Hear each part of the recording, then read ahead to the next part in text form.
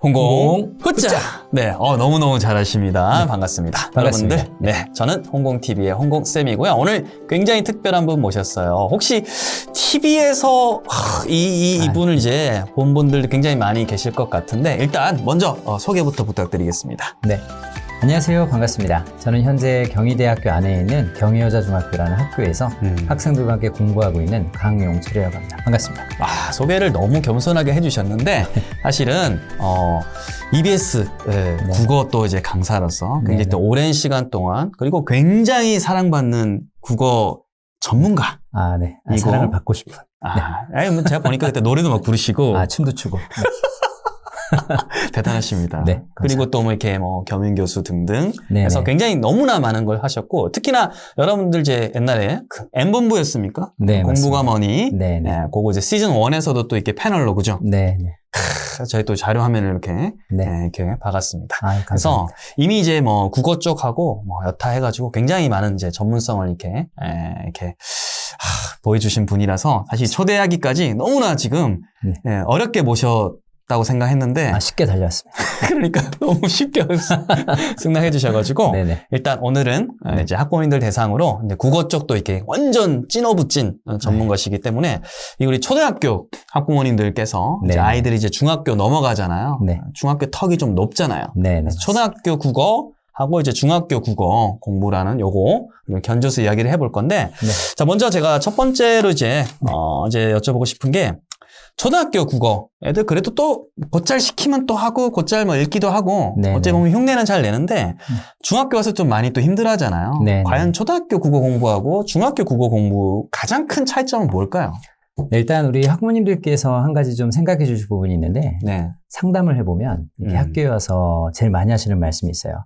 초등학교 때는 착했었는데와 잘했었는데 이런 얘기 많이 하십니다. 과거형. 네. 그렇죠. 중학교에 들으면서부터 뭔가 상황이 달라지는 걸 학부모님도 감지를 하신 거예요. 그렇죠. 특히 여러 교과목이 어렵다고 많이 얘기하는데 이 국어란 과목은 아이들한테 굉장히 익숙하고 쉽고 좋아하는 과목이라고 느꼈는데 쉽죠. 우리말이잖아요. 그렇죠. 평생 살아오면서 썼으니까. 근데 중학교에 들어온 순간 국어가 좀 어렵다고 하는 친구들이 은근히 많습니다. 일단 몇 가지 좀 변화가 있는데 초등학교 때는 거의 한 종류의 국어 교과서를 보는데 중학교는 기본적으로 10종류 가까운 교과서가 있습니다. 종류가? 네, 종류 출판사별로 교과서가 굉장히 다양해요. 네. 그래서 우리 아이들도 좀 궁금해하는 때가 있는데 뭐냐면 초등학교 동창하고 전화를 하는데 야, 국어교과서에 그거 있잖아. 너 국어서 만들었어? 이런 얘기가 나오는 거예요. 왜? 교과서가 학교마다 다르니까. 그래서 학생들의 입장에서 일단 교과서가 여러 종류라는 걸 아는 것도 되게 중요해요. 자, 그 다음에 확실히 초등학 공부하고 중등 국어 공부의 가장 큰 차이는 일단 긴 글이 많이 나오고. 길이가 길어진다. 길이가 긴 글. 그 다음에 어휘가 상당히 어려워집니다. 특히 초등학교 때는 철수와 영희가 싸웠죠요. 이런 말이 나온다면 중학교는 인물과 인물의 외적 갈등이 폭발함으로써 이러니까 애들이 이렇게 되는 경우가 되게 저도 많아요. 폭발할 뻔했습니다. 그렇죠. 그래서 간단하게 설명드리자면 어휘가 굉장히 어려워지고 긴 글이 많아진다는 게 있죠. 그리고 우리 학생들이 중학교 국어에서 제일 힘들어하는 부분은 특히 문법이에요. 네. 영문법의 대가시잖아요, 홍공스쿨이. 그래서 지금 국어가 사실 문법이 더 어렵더라고요, 저는. 그렇죠. 근데 아이들 입장에서 맨날 하는 얘기가, 저 말도 할 수 있고 글도 쓸 수 있는데 왜 문법을 왜 배워요? 라는 얘기를 참 많이 하는데. 하긴, 네. 어떻게 보면 평생 살아온 말과 글을 어떻게 보면 문법이라는 틀에서 한번 재정리해보고 좀 더 깊이 있게 공부하는 걸 하는 거죠. 깊이? 네. 그래서 국어 실제 아이들이 시험을 봐도 제일 어려워하는 건 누가 뭐라고 해도 문법. 그렇다 보니까 초등 공부보다 중학교 공부가 훨씬 더 어렵다. 특히 국어는 좀 어려워졌다라고 느끼는 경우가 되게 많아요. 그리고 또 하나의 특징이 뭐냐면 글의 갈래가 굉장히 다양해져요. 그러니까 초등학교에도 다양한 주제의 교과서 글들이 있는데 중학교는 정말 그 교과서에서 다루는 글의 영역이 넓어집니다. 그러니까 실제 오늘 굉장히 중요한 얘기가 바로 독서가 될 텐데 독서량이 좋은 아이들은 교과서의 내용을 읽어도 좀 부담 없이 받아들이는 반면에 독서량이 부족하고 어휘력도 떨어지고 내용 파악 능력이 좀 부족한 친구들은 많이 어려졌다고 느끼는 거죠. 헤맬 일만 남은 거네요, 진짜. 그렇죠. 그래서 사실은 많은 분들이 국어는 제일 좋아하고 쉬운 과목이라고 느끼지만 중학교 왔을 때 마음의 무거움을 느끼는 과목 중에 하나가 국어다. 이렇게 정리해 볼 수가 있습니다. 와, 요약하자면 이제 텍스트가 이제 길이도 길어지고 안에 그렇죠. 어휘도 굉장히 또 난도가 이렇게 올라가는 상황에서 종류도 그렇죠. 또 이렇게 다양해지고 네. 교과서도 또 이렇게 다양한데 여러 종류의 교과서. 와, 근데 거기다가 이제 문법이라는 학습적인 요소까지 굉장히 좀 어려운 영역이죠. 아, 학생들. 그럼 이런 게 쫙 다 펼쳐지고 또 깊이도 깊어지니까 네네. 사실 뭐 거의 곱하기라 봐야겠네요, 진짜. 네, 와. 이 얘기는 사실 뭐 초등 공부에서 중학교 갈 때, 또 중학교에서 고등으로 네. 갈 때 그 학습의 장벽을 느끼는 포인트가 있어요. 학교급이 달라질 때. 네. 네, 아무튼 그렇게 학교급이 달라질 때 느끼는 아이들의 부담감의 한 부분으로 봐야 될 거예요. 그리고 국어만이 아니라 사실은 중학교 공부도 굉장히 깊어지는 부분이 많기 때문에 하긴 뭐 영어도 예, 또 어떻게 보면 공통점이 네. 좀 있을 겁니다. 그런 부분. 하지만 뭐 국어 아까 말씀하신 것처럼 또 뭐 어휘든 아니면 이제 문법이라든지 네네. 그런 것까지도 이제 짚어주시니까 왜 이렇게 단순히 그냥 어려워지는가가 네. 아니라 좀 더 이제 깊이 있게 알 수 있어서 너무 좋았고 네. 사실 이제 굉장히 많은 분들이 지금 필기를 하면서 네. 아마 지금 듣고 계실 것 같아요. 적지 마시고 마음으로 들어주세요. 네. 확실히 근데 약간 이제 교사를 하시는 분들이 이렇게 말씀하실 때 좀 길게 보고 네. 약간 말씀해 주신 그런 경향이 항상 좀 있는 것 같아요. 네, 그런 차원에서 저희가 이해를 하면 좋을 것 같고요. 네. 두 번째로 잘하면 이제 중학교 국어 공부를 이제 아이들이 이제 하잖아요. 네네. 공부를 하면서 이제 아이들이 좀 특별히 이런 것들은 좀 어려워하더라. 현장에서 뭐 겪으셨거나 여러 가지가 있을 것 같아요. 네네네. 어떤 걸 좀 아이들이 좀 구체적으로 좀 어려워할까요? 일단 제 전공이 국어라서 국어를 중심으로 좀 말씀을 드리자면 네. 일단 수행평가가 굉장히 많아요, 중학교는. 물론 초등학교에서도 많이 했지만. 애들이 수행 지옥이라고 그러더라고요. 네, 뭐 그렇게도 평가하죠. 왜냐하면 뭐 시도에 따라 기준이 조금씩 다른 부분도 있지만 네. 일단 기본적으로 100점이라는 점수를 설정할 때 40점 이상 가까이는 거의 수행이나 그렇죠. 이제 서술형 같은 시험이 많습니다. 아이고. 그래서 우리 중학생이 된 친구들이 가장 힘들어하는 것 중에 하나가 수행 과제가 많다와 또 하나는 이제 서술형 시험 문제가 어렵다는 얘기를 정말 많이 하죠. 네. 실제 객관식은 어떻게 보면 확률의 게임이고 좀 몰라도 이렇게 어느 정도 갈등을 좀 해결하면서 그래 이거 할 거야 훅 찍는 경우도 안 있지만 찍으면 되죠. 서술형은 찍을 수가 없잖아요. 그렇죠? 그렇죠. 그렇기 때문에 학생들이 일단 수행 과제가 많은 거에 대한 부담이 되게 커요. 국어과의 경우는. 네. 그리고 서술형 비율, 어떻게 답을 써야 될 것인가. 이 부분에 대한 고민이 굉장히 심합니다. 영어 서술형은 사실은 국어에 비하면 사실 또 압축형이 많거든요. 근데 네네. 국어는 또 확실히 좀 모국어다 보니까 또 긴 걸 요구하기도 하겠네요. 네, 원래는 서논수령이라고 말을 써요. 그런데 논수령은 분량도 길고 아이가 자신의 생각을 논리적으로 꺼내는 경우가 많죠. 네. 물론 교육청에선 서논수령이라고 표현을 하지만 네. 중학교 국어에서는 어떤 논수령 문제는 많지 않습니다. 서술형 문제, 즉 교육과정에 나온 내용, 아하. 교과서에 나온 내용을 얼마나 잘 이해해서 쓰느냐, 이게 좀 더 초점이어서 사실 논수령까지는 아니고 서술형 시험 문제를 대비하는 연습을 많이 하는 게 좋죠. 서술형 혹시 만약 생각이 나신다면 네네. 예를 들어서 어떤 식의 발문 수준 정도가 주어지나요? 네, 서술형은 사실 국어 교과서를 우리 자녀분들하고 펴보시면 네. 정말 서술형에 도움이 될 만한 팁을 드릴 수가 있는데 오, 예. 교과서를 딱 보면 일단 출제자가 무엇을 내는가를 알면 시험을 잘 볼 수가 있잖아요. 그렇죠. 또 저는 이렇게 시험의 기술을 알려드리는 걸 좋아하지는 않지만 오늘 또 특별한 자를 초대하셨으니까 감사합니다. 그냥 출제자 입장에서 말씀을 드려볼게요. 예, 좋습니다. 갑자기 고개를 숙이시니까 당황스럽네요. 근데 출제자 입장에 생각을 해보면 선생님들이 서술형을 어떻게 내는가. 먼저 기본적으로 학습 목표를 보는 거죠. 즉, 이 단원의 목표가 무엇인가를 봤더니 인물과 인물의 갈등을 파악한다라는 목표가 있다고 칠게요. 네. 그러면 분명히 시험 문제에는 인물과 인물의 갈등을 파악하는 문제가 나올 겁니다. 그렇겠죠. 그래서 목표에서 일단 주목해 볼 필요가 있어요. 네. 이번 단원의 목표는 무엇일지를 먼저 봐야 합니다. 어허. 그 다음에 진짜 비법은 교과서를 딱 펴면 제시문 양 옆쪽에 읽기 중 문제라는 게 있어요. 읽기 중 문제. 일명 날개 문제. 오, 예. 네, 날개 문제에서 서술형이 상당히 많이 나오죠. 네, 왜냐하면 그 문제 자체가 서술형으로 되어 있기 때문에. 그래서 일단 날개 문제의 답을 좀 충실하게 써보는 연습이 되게 좋고요. 네. 자, 그 다음에 마지막으로 한소 단원이 끝나면 이제 다 하신 학습 활동이 있습니다. 네네네. 이 부분을 굉장히 좋아해요. 그래서 세 영역을 얘기하라고 한다면 첫 번째는 학습 목표에서 서술형 문제가 많이 나오고 목표. 기본적이니까 두 번째는 날개 문제, 네. 읽기 중 문제, 네. 세 번째는 한 단원이 끝나고 나오는 학습 활동. 네. 기본적으로 여기서 서술형 문제 많이 출제하세요.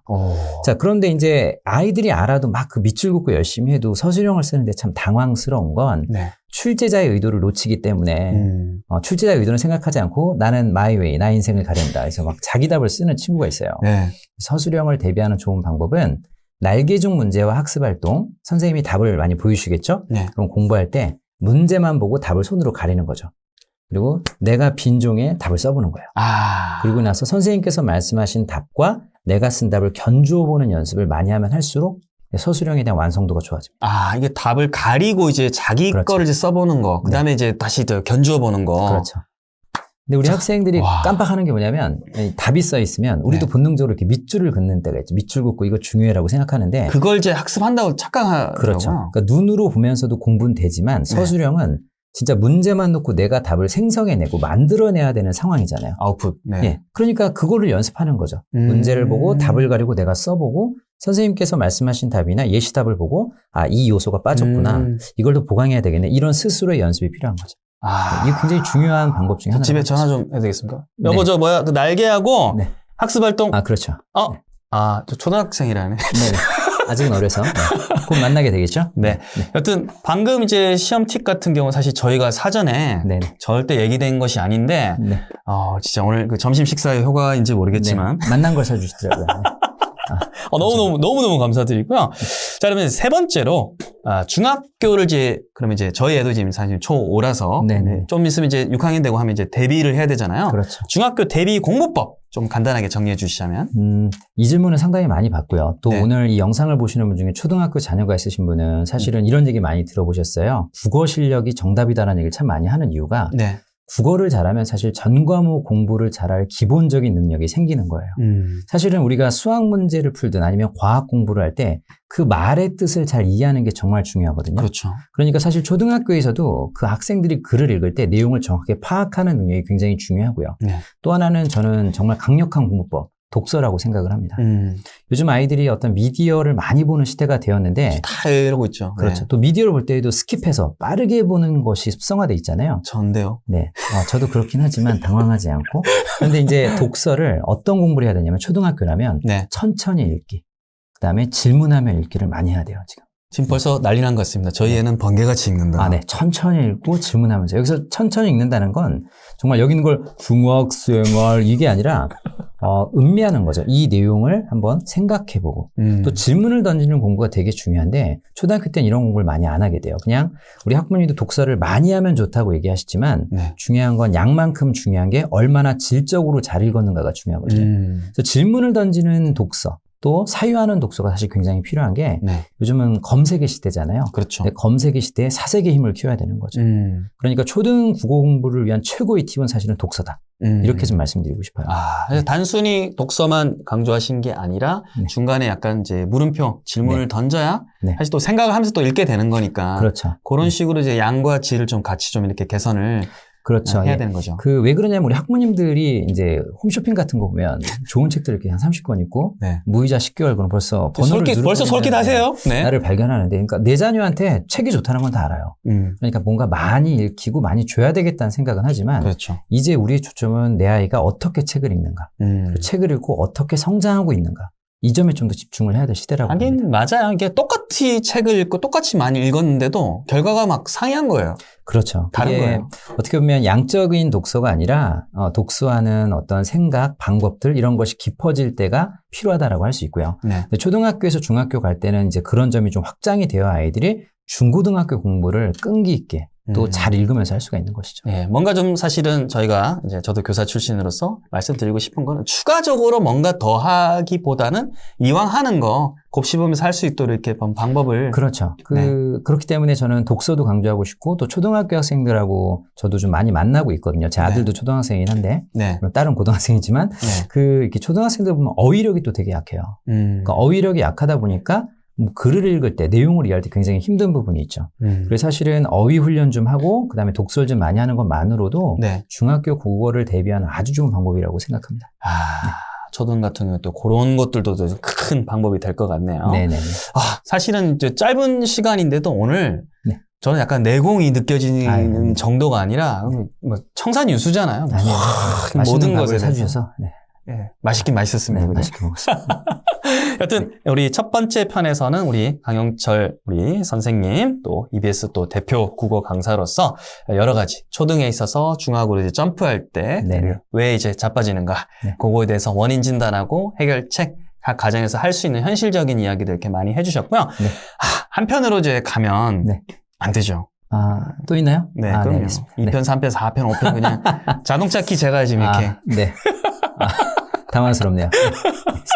알겠습니다. 자, 그러면 여러분들 이 채널 구독과 좋아요 부탁드리고요. 또 EBS 들어가시면 또 우리 강영철 선생님 검색을 해보시면 중학에서 또 이렇게 또 강의 노래하고 춤추고 이런 강의 또 많이 있죠, 그죠? 네.